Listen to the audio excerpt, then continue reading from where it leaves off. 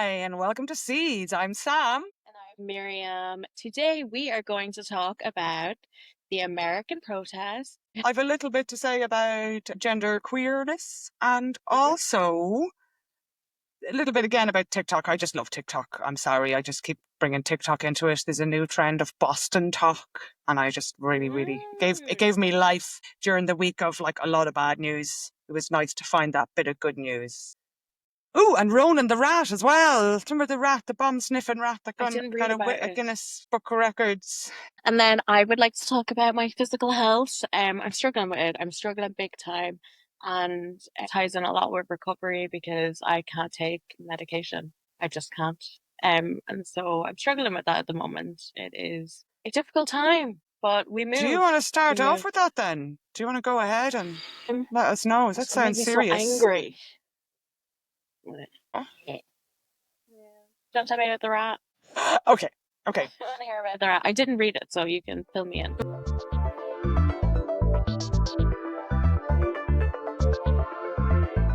This is a really cool story about Ronan the rat. He is a super rat, a record-setting rodent sniffing out landmines and saving lives.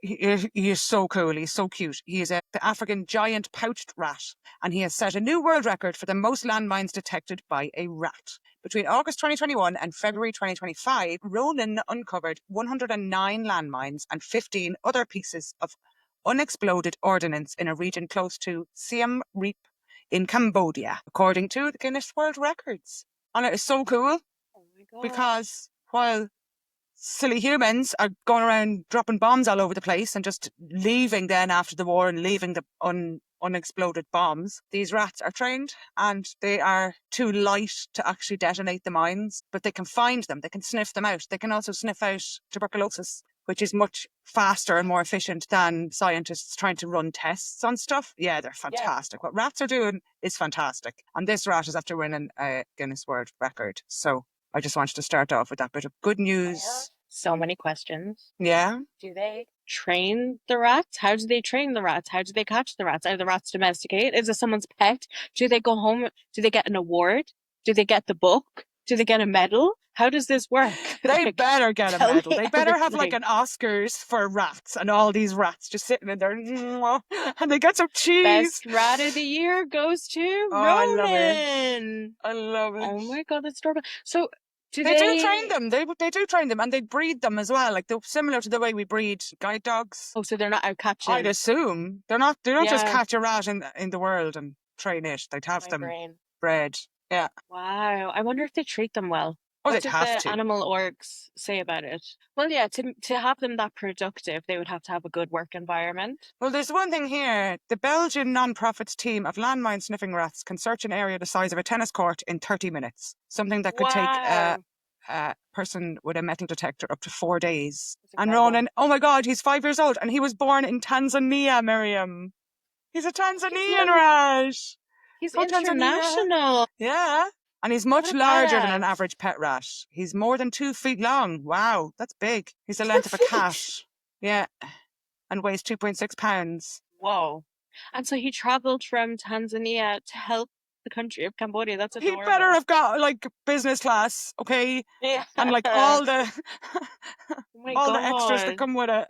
He's gone on a little workaway holiday. You know the way people go and they work and they work for charities and volunteer. That's what he did. He's like Che Guevara. He's gonna be the revolutionary Ronin. You know, when I went to Laos and Cambodia, and when I was in Laos, there was this museum, the Landmine Museum, and it is shocking. I think it was every 3 days someone dies from a landmine going off in Laos, and that is from the Americans. And I was looking at a chart of so a lot of countries give funding to Laos to help get rid of the landmines. Just they have loads of different technologies and stuff. America's weak on the amount that they give. Like I think they gave, millions like the EU did and like other, wealthy countries do. but I could not believe that they were not just taking full accountability for it and going in and clearing out all these landmines that they dropped. Because Laos was actually carpet bombed. They were the most, Yeah. I think it's the most bombed area in the entire world in the space of time for the area. Yeah, Jesus. it's so fucked up. How are they allowed to get away with that? Like, if I go into a shop and break shit, I am responsible to clean up that shit. How come these weapons manufacturers and warmongers aren't been made to go in and clean up all of their crap after they leave behind? Yeah. Money, power. If that was another country, they'd have to pay for their It's sins. making me But mad. not America, because America's an empire, but not for much longer. Let it crumble. I, I don't like, I mean, so I guess let's get into it. Yeah, Trump, let's go. so today Trump crashed the world economy with his crazy ass tariffs. He just doesn't understand what tariffs are.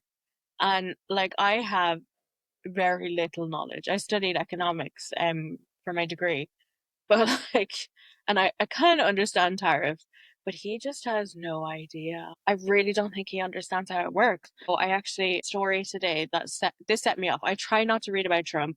I try not to post about Trump. I try not to talk about Trump because it hits something really deep within me. But this story just Trump trashes China for ignoring his warning not to retaliate over tariffs. So Trump just put blanket tariffs on every country in the world and said, you better not put a tariff on me. What a narcissistic moron. Sorry, try not to swear. He is just such a clown. It's Like Trump we're talking about. It's very difficult. he's so just, do you know what it is, right? He has lived in this really privileged world, right? And especially the last few years, he has power. And all of his circles, he can beat on people, he can humiliate people, he can do whatever he wants, and no one will say a word to him because he's the president or because he was the president. And so I think he now thinks that that's how the world works, that there are no consequences for your actions. But that's not how the real world works. Your privileged circle of pale, stale males is not how the world works. When you do something to another country, to another nation, they are going to retaliate. You can't just say, I want no one to retaliate. I'm going to crash the world economy and no one is allowed to do anything about it. That's not how it works. But he doesn't get it. He doesn't understand. He's a bully. And Brie. Man, he is just so Can't dumb. understand how this is still happening. How is he still in power? How have they not actually got him out of there already?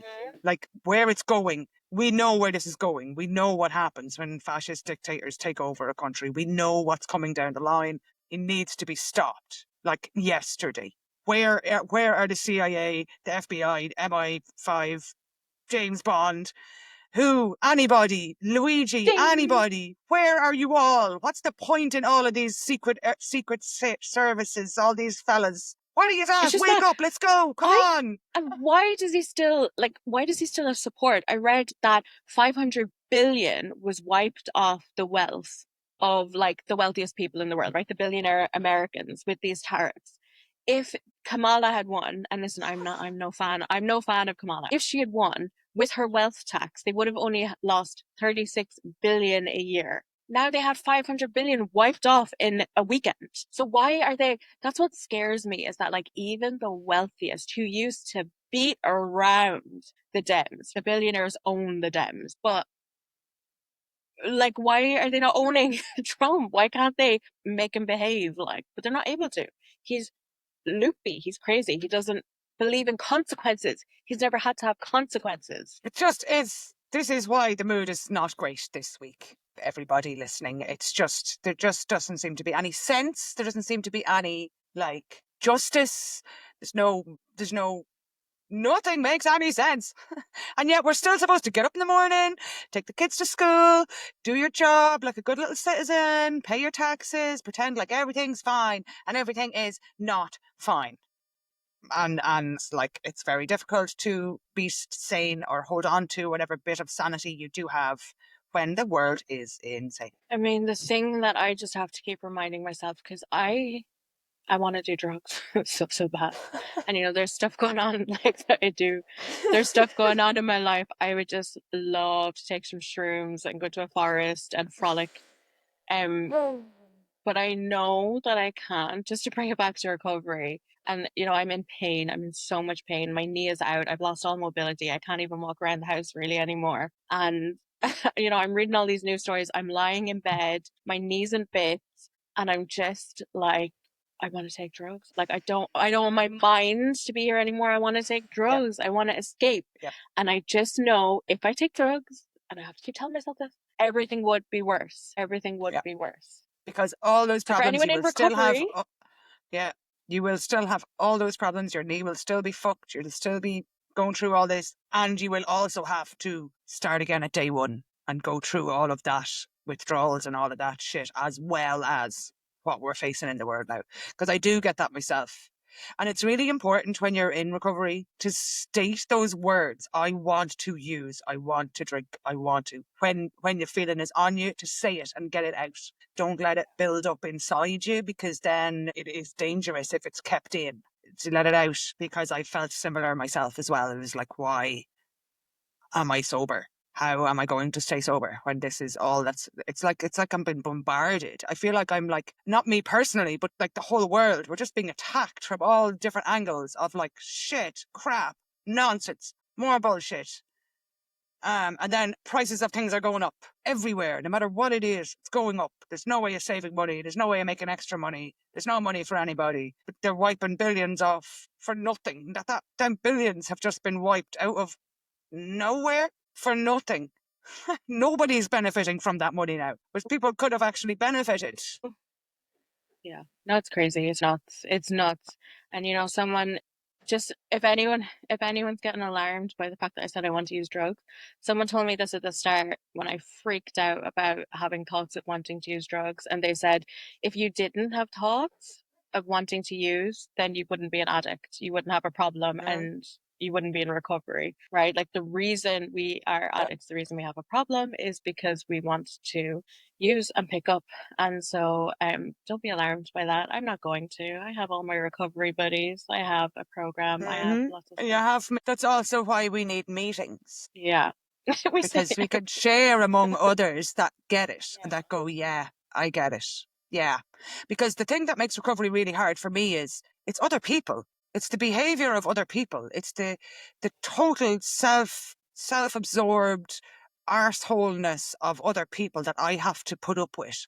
After I've woken up to myself and my own bullshit and I start behaving like a decent human being, that's not reciprocal. I'm not getting that back from others that I'm being around. I'm putting up with their bullshit. So I either want to run away from people, which is isolating, which isn't good for me, or I want to just drink because they're driving me mad. people are the worst. I don't think we People are the talk worst. often enough about how annoying people are in general. Mm, Like they're the worst. mm. Yeah. It'd be so much easier if there wasn't other people. I say the same 100%. about I agree, driving. Sam. Driving would be so easy if there wasn't other drivers on the road. It Yeah, would be just no a million problem. percent. Like you could just drive all the places, no problem, Mhm. never crash, be grand. But all these other stupid drivers doing stupid things is what makes driving so frustrating and so dangerous. And that's a really good analogy for being in recovery. There's all these other idiots who never learned how to behave in the world, just driving around all over the 100%. place, and they're off their heads, and I have to like put up with this, and that's why I'm so tired. Like by 4 p.m. I'm like, I'm going to bed. Sam, that's the best analogy. I love that. Literally, you're doing all the work. You're grounding, Mm, you're stable, you're controlling your mm. emotions, you're doing the inner Staying work, the between the outer work, you're going to lines. meetings, staying in the middle of the road. And there are just these left, right, and center bombarding you. Like, learn how to drive, learn how to be a decent human being.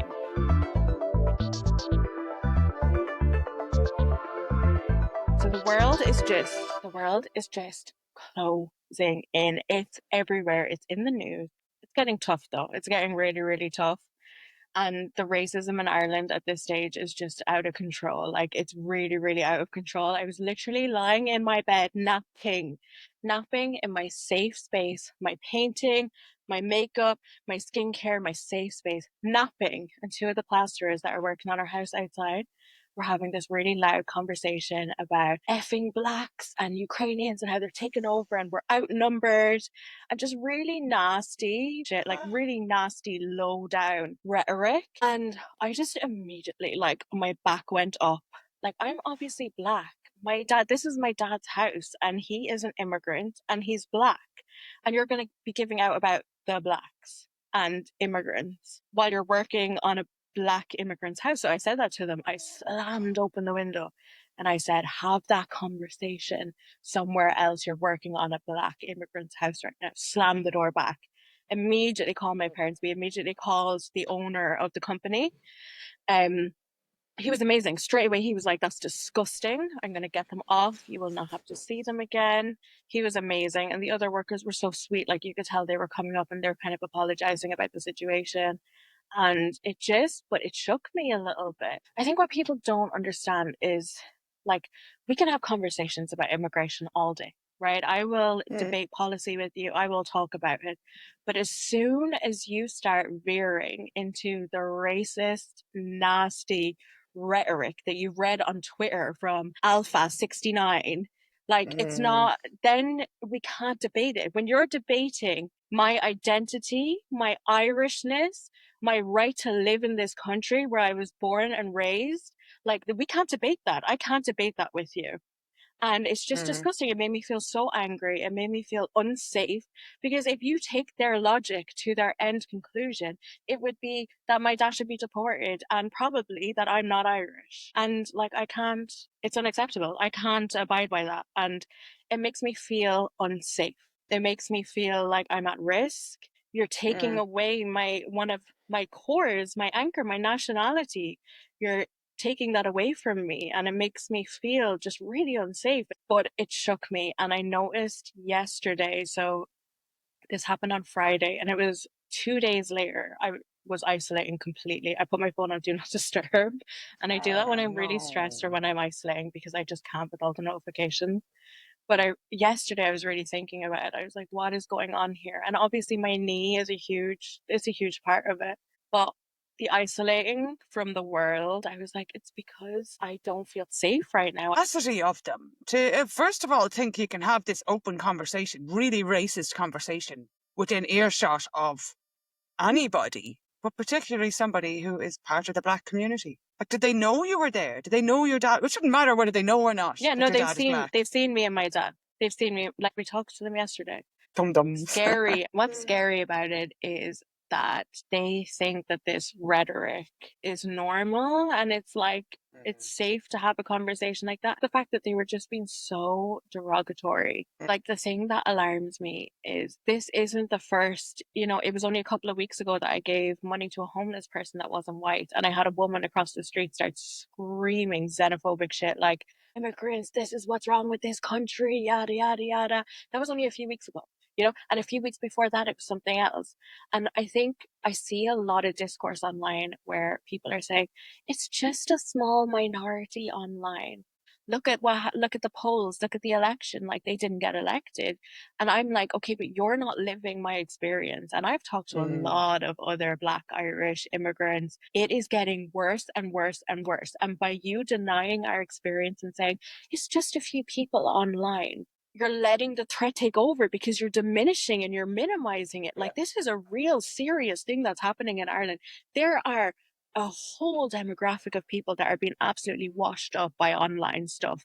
And as well, when it comes to the election, like I think a lot of these young lads who are being washed up by this rhetoric, I don't think they were going to the polls, I don't think they're responsible citizens that are going like voting in the election. And I know I probably shouldn't say that because it's condescending, but it's the truth. You can't No, just I take think the you're election right. They're results. angry. They're angry. They feel left out. They feel like they're not getting their fair share. And on one hand, they're right. They're not getting their fair share. But it's not immigrants that are taken from them. It's the Elon Musks of the world that are taken from them, who are the very ones Absolutely. feeding them this hatred to, hate these immigrants. And they're going along with it because, I don't know, And they're also they're dum-dums. targets. They're targets of a multi-billion-dollar propaganda campaign like we have Mm, never seen. Why did Elon Musk buy Twitter, right? We can mm, hee and kiki about the fact it's because he wants people to like him and he wants to be cool. But at the end of the no. day, it is a propaganda campaign that billions was put behind. And young men, the people that work in my house, they are the targets of that propaganda. There is a Yeah. reason. And it's just exactly, it's to keep us all hating each other, screaming at each other, getting each other fired. They'll probably blame an immigrant now for being fired.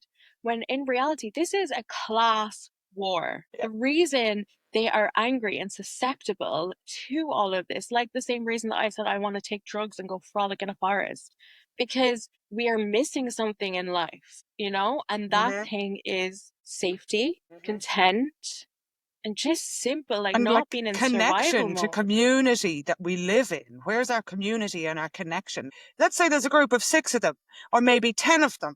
1 out of that 10 is going to have violent tendencies. And because the other 9 are all saying, yeah, this about this and that about that, and look at him and look at her, that one little violent fucker is then going to escalate it and do something really dangerous to somebody. Like, there's a real danger in this that we need to not ignore. And that's 100%. I what's mean, really, really scary. Yeah. hate crimes increased, just on that point. Hate crimes increased 12%, 22 to 23. But yeah, no, violent tendencies. And you know what, as well, I think about a lot is, we were talking about this a while ago. We were like, if Putin was like, I'm landing on your shores and he was coming for us, like, would we fight for our country? And I believe I would, right? If it was coming down to either we're going to be speaking Russian and secondary citizens, or we fight for our country, like, I would fight, right? These young men, I truly think they believe the propaganda. Like, I think they think that their country is being invaded and they are being attacked. I think they believe that. And so, would it be that far off that they would pick up arms, that they would get violent? Because I know if someone was threatening my country, I'd get violent. Does that make sense? It does, but I don't agree with you because I wouldn't pick up arms. I'd just go in the bog. I I would. want to I'd fight. fight. I'm not a fighter. I'd fight for our I'm a lover, freedom. not a If it fighter. meant, if it meant people were going to be like hurt, yeah, I would. You would. You try send my I don't family know. to a gulag. I don't know.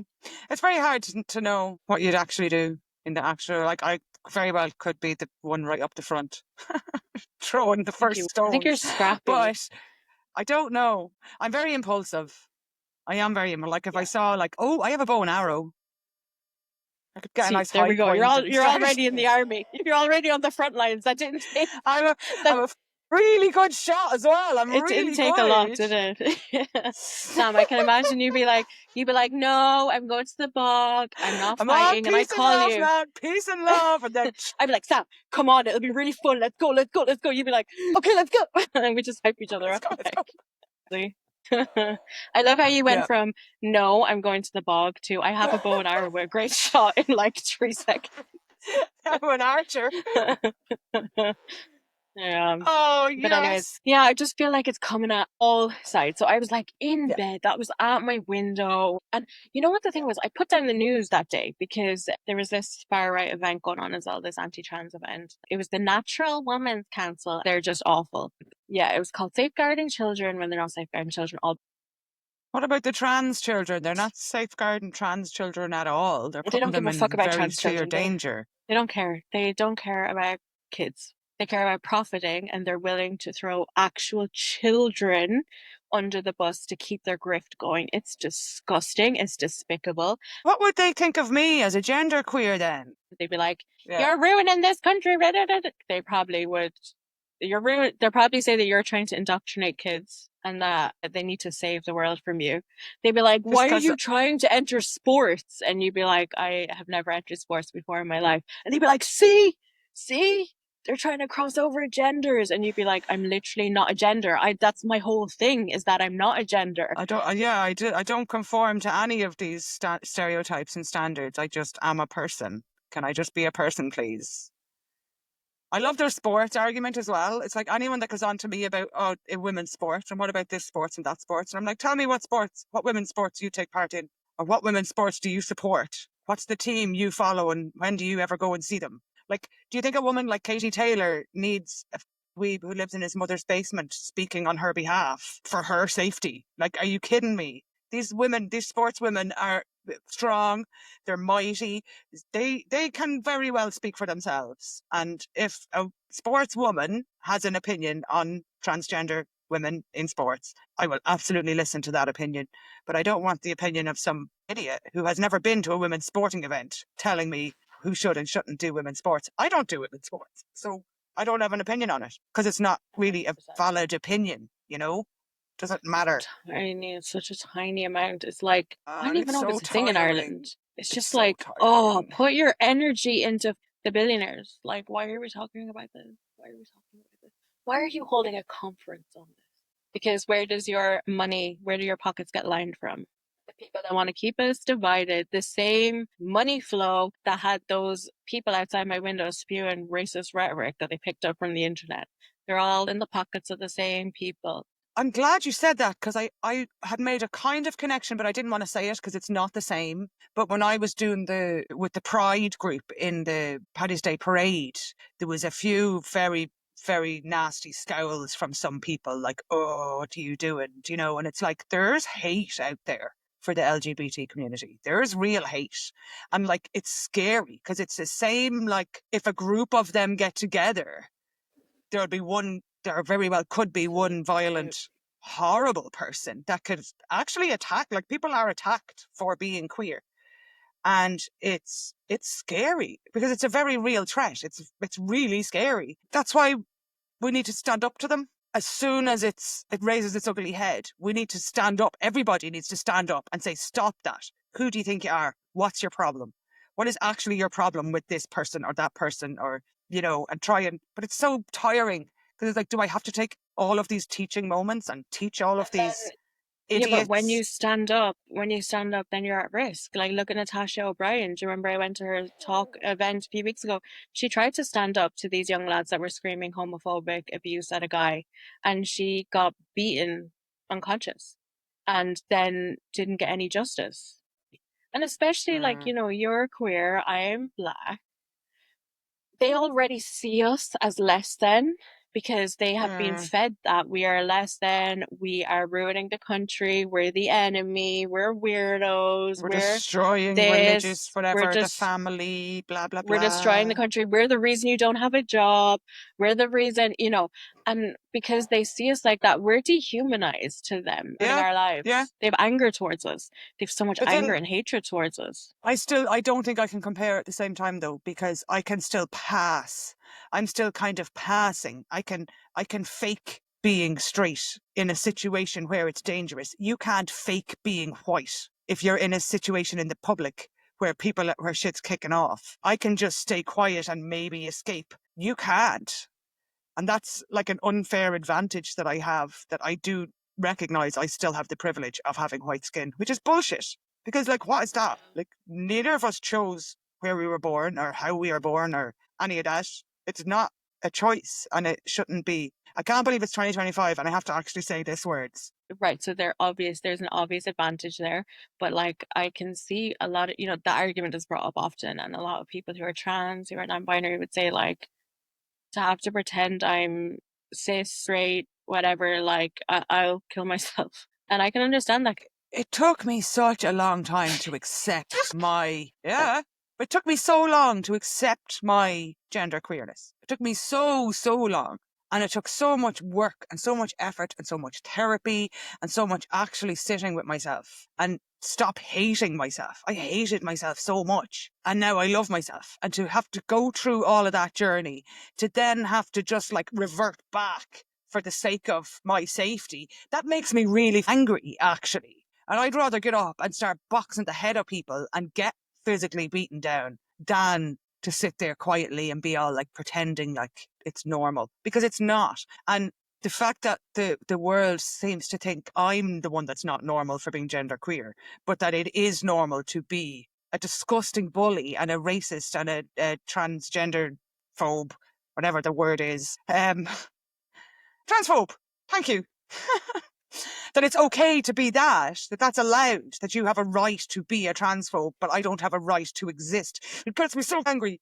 So yeah, we've got a lot of work to do, people, Yeah. humans of planet Earth in But 2025. I used to be afraid of transgender people.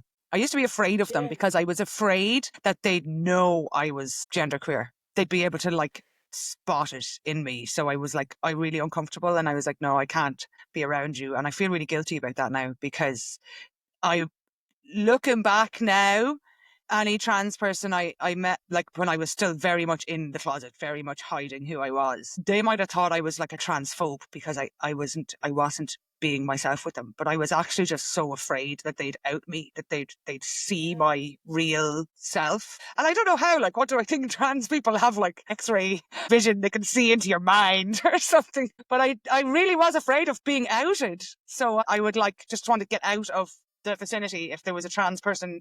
Psychologically, it makes a lot of sense, you know?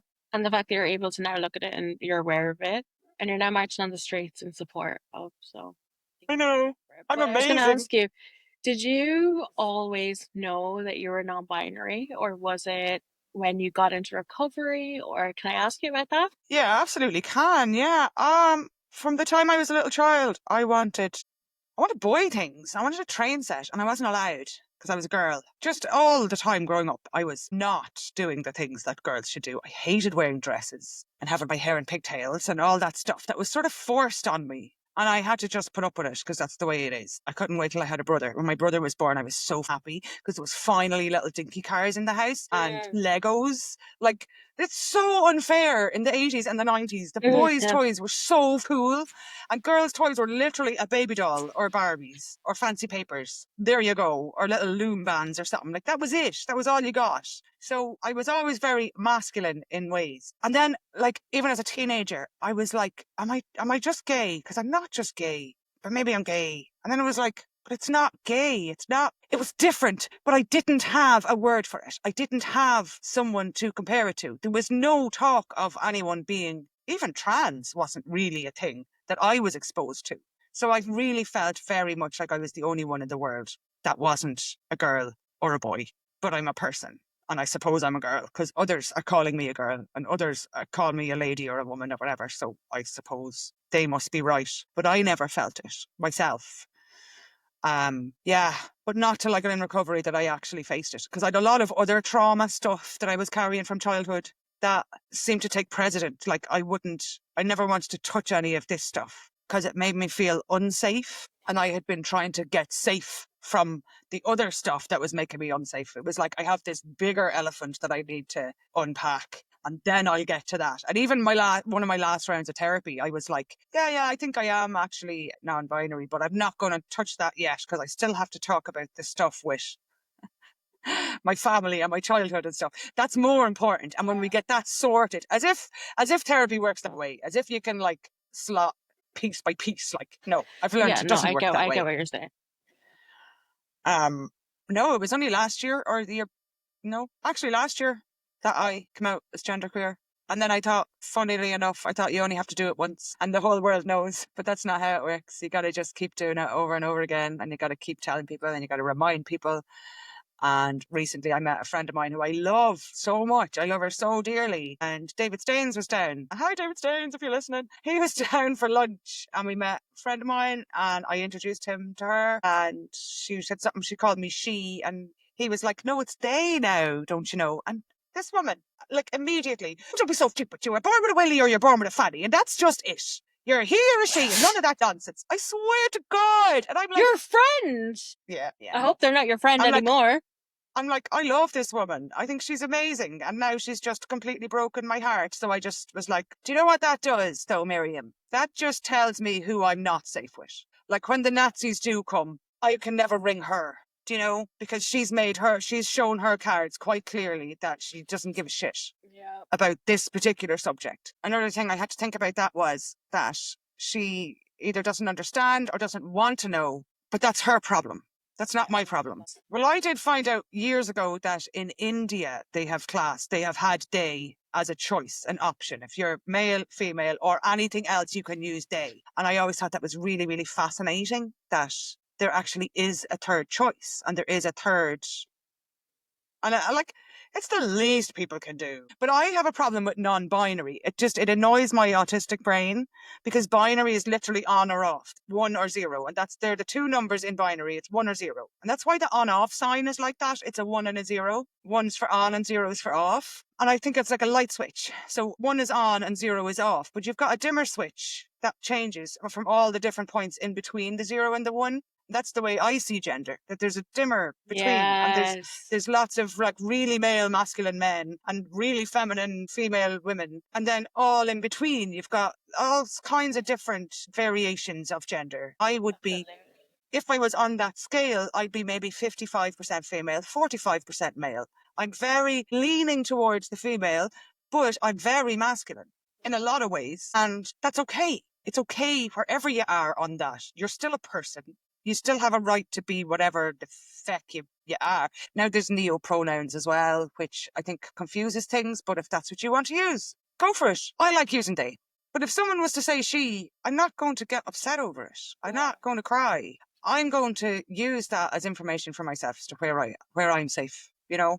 And the people that use they are the ones that will probably get more of my time.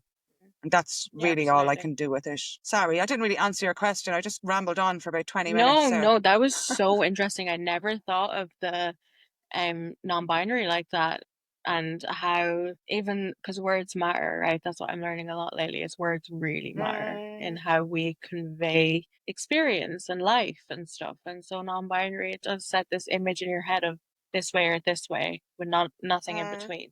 And so yeah, you say gender queer, I think is what I've heard you say a lot. yeah, Um, genderqueered or which is a non-gender great, conforming. So I'm not non-gender conforming conforming, to that's what good too. society has standardized. We are literally all just living the human experience. And I love that um, other people, like my friend, believes that she's the right to tell me how I experience the world. Like maybe in her experience, there is only men and women, and that's the way she sees the world. She doesn't get to tell me that that's how I see the world. I see the world differently. Right. I'm not enforcing my views on her. Her views have always been enforced on me my entire life. I've been told and forced into this thing that I don't fit into. And all I'm doing is saying I don't fit here. I'm going for this other area that now exists, that should have always existed, but it now exists, and this is where I belong. And then I will, based on what your response to that is, as to whether or not I spend much time with you and effort on you, because my life's short and I've worked too hard to get to where I'm at to just jeopardize that for the sake of someone else's lack of empathy or understanding. Wow, I feel powerful now. No, for sure. And I was just thinking when you were saying how, like, yeah, different people see the world differently. A bit like they say that all of us have different ranges of color that we see, and that, like, if I look through your Mm-hmm. eyes, it'd be a slightly different world to what I see. And I guess it's Mm-hmm. just your perception, your experience, your upbringing, your spirit, there's so many things that will color those different experiences. And it's actually helped me have a little bit of empathy for the right wing assholes, the homophobes, the racists, they see their world one way, a way that I can't see, that I can't understand. And I guess it's really that phrase of radicalize, don't criticize. And Mm-hmm. education is just so important. And I think in an ideal world, you would sit that lady down and you would explain what you just explained to me to her. In an ideal world, I would have stuck my head out the window and been like, hi guys, let's just talk about this for a minute. Mm-hmm. And, brought up some statistics, and you're not being outnumbered, but I understand. And, every time you probably would end with the same conclusion, that we need a revolution. And that it's a class warfare, not an actual issue between us. But yeah, like, different people see the world differently, and it's like we're tired of having to explain it, and like tired of having to be the perfect human beings to be able to respond in situations like that. It's very difficult, you know. Yeah, But I think yeah. you're close to it, like being able to say, like, I'm just not going to spend time with you, but like without cutting them out of your life, and like getting angry, like all that stuff. I think that's great that you can do that. That's gold. And then I guess the next step is to be able to sit down and explain and have that patience and tolerance. Yeah, but I don't think I'm ever going to reach that step. I'm actually really amazed that I got to where I'm at now. I think I'm amazing. And I don't know. I don't know why it's such a big deal for people. That's, I think, a part of it as well. They don't want to be anything outside of their own, because that's what it does, you know? Like if I was to completely dress masculine now all the time and be masculine and then decide, right, I'm transgendering over to masculine, because a lot of transgender people will start out being non-binary and test it out and then go a little bit further and test it out and see where they're comfortable, because you have to try these things on to see if it fits you. 100%. But then the people that I used to go out with, say some men I used to go out with years and years ago, might then, if I was to transition into a man, might then find that really upsetting, because they, oh my God, I used to go out with her who's now a him. Does that mean I'm gay? That makes sense. And it's a homophobic basis. And again, it's It's the Catholic Church I blame. The Catholic Church for Catholic making us all Church! believe that gay is They're so going to bad. hell. Like, what's the I think problem? it's just rooted in so much fear. And it's like Fear and control. fear Control by of fear. your world change, your worldview being different to what you think it is. It shakes it up. Even now, my world and my perception changes every day. I have a new perception, or I learn something new, because I'm very open-minded. I'm willing to change that. But I mean, for years, I took so many drugs so I could close my mind, so I didn't have to have my worldview shook, so I didn't have to feel unstable, so that I knew what I knew, I had control on what I knew, and nothing was changing. And I think for Yep. these people, letting in the idea that there might be more than two genders, or, existential things like climate change might be real, or it fills them with fear. They don't have control on it. It shakes up their worldview and their control then sort of, and I think it's just it's fear. It's all fear.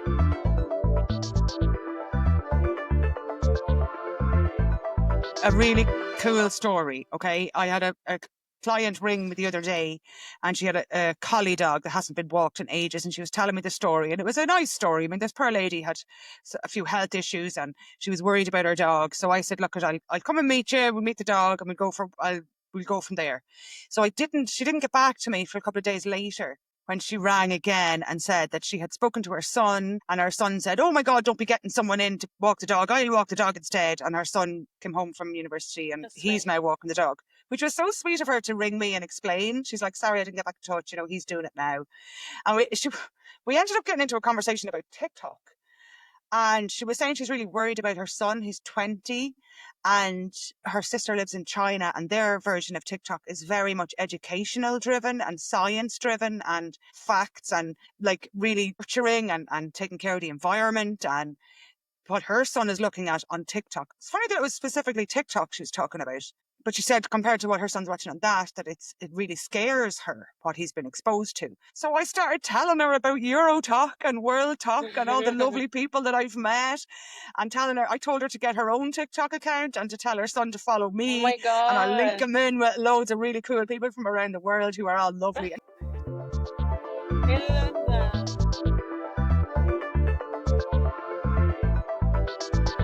But the other one I want to tell you about is Boston Talk. Oh yeah. I don't know, has anyone heard about Boston, what's happening in Boston, Massachusetts at the moment? Boston is a very Irish part of America. There's a lot of Irish immigrants and a lot of other immigrants too from other countries like Vietnam and Cambodia. The mayor of Boston, Michelle Wu is her name. Oh my God, she's like my favorite person. I've been following her on TikTok as well. She's amazing. She's the daughter of immigrants. Statistically, there's 1 in 4 people are immigrants living in Boston. And ICE are on the way up to Boston to start arresting people. And it's a whole thing, because Boston Talk has kicked off. All of the residents of Boston, as much hate as they have in their hearts for each other and for life in general, they will not allow some outsiders come in and start taking people out of there. So they're all standing up, and they're standing strong, and they're like real fighting spirit, and they're all like out marching together. That. So if you look up Boston Talk on TikTok, you'll get loads and loads of videos of there's kind of an Irish undertone to it as well. There's a lot of like the little leprechaun and the fighting Irish, and there's a lot of shamrocks and leprechauns. It gave me life, honestly. It did lift my spirits to see, just to see people power. And they're having the Boston Tesla party instead of the Boston Tea Party, where the American Revolution began 250 years ago, where they had the Tea Party, where they were throwing tea off the ships. And that was the beginning of the American Revolution that time. So there's kind of an air of, is it going to start a Boston again? Let's go, Boston. Exactly. Like, let's go. Where else? So the whole world is supporting Boston at the moment on TikTok. Boston Talk. Look it up. The videos are like throwing Amazing. Teslas off the ship into the sea. It's really, really good. It's really cool. It's I just a love nice that. uplifting. There is hope. Yeah, Things are happening. 100%. And you have some stuff as well on the American. Well, no, it was just the hands-off protest that happened all over the country on Saturday. So they reckon an estimate of about 5 million people were out protesting. And I was Wow. just reading through, like, if you look at the videos, it's insane. New York, there's like an image of someone um in New York, someone's like on the balcony recording, and it is just street to street, like chock a block of people protesting. Red states, red towns, red cities, just millions of people out across the country just protesting against what's happening, against Trump, against this administration. And even I saw a lot of stories of people saying, like, my conservative family are out here protesting. Like, people are just, they Mm. don't agree with random American citizens being sent to concentration camps in El Salvador because they made a mistake, and it's really hitting people, I think, that Trump is not going to get you eggs and he is not going to fix your life. He is going to make himself and his people wealthy. And it's just awesome to see. It's great to see people out fighting. Up until now, I've kind of been like, what they doing? There has been a bit of Yeah. me that's kind of like, what are they doing? Or they just kind of, and I know, of course, it's hard and there's so much organizing going on. And obviously, again, it's very difficult for immigrants, for Black people, for queer people, different communities. Trump, we know for a fact he'll roll the tanks up on people. They will open fire on Yeah. people. We know where the military lies over there. So it's scary, but just to see it happen was incredible. A lot of LGBT flags and a lot of Palestinian flags. Mm-hmm. And also what I spotted more than anything else is the LGBT, the trans, Black, Palestinian, all the different nations, all the different nationalities, all out marching together. The problem is Yeah. not Black, it's not immigrant, it's not LGBT, it's not transgender, it is the ones with all of the money, trying Yeah. to protect all of the money. They want us fighting each other. They want us against each other. I'm not the problem.